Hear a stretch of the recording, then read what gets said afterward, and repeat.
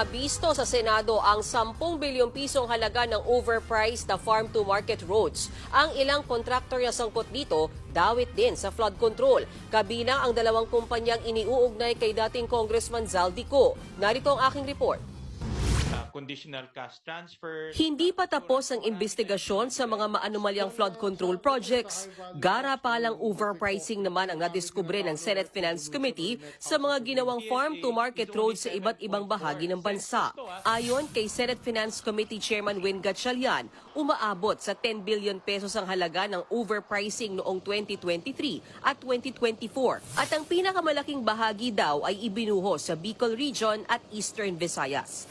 Matatanda ang taga Bicol si dating Congressman Zaldico at taga Leyte sa Eastern Visayas naman si dating House Speaker Martin Romualdez. Base sa pagsisiyasat ng Senate Finance Committee, lumobo raw ang presyo ng farm-to-market roads sa nakaraang 2 taon.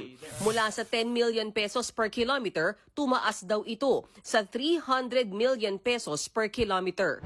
Una, ayaw ko nga maniwala kasi 300 million per kilometer, parang gumawa ka na ng tulay nun no? Pero kung iisipin natin, kanina lang lumabas sa news, merong 421 na ghost projects na nadiskubre na ng Department of Public Works.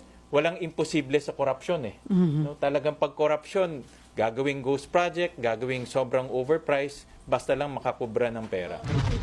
Lumalabas din na ang ilan sa kontraktor ng mga proyekto ay kasama sa top 15 contractors na dawit sa ghost flood control projects. Kasama na dyan ang High Tone na nauugnay sa kapatid ni Zaldico at ang SunWest na iniuugnay din sa kongresista. At this time, with that 400 plus ghost projects, anything's possible now. No? Anything's possible.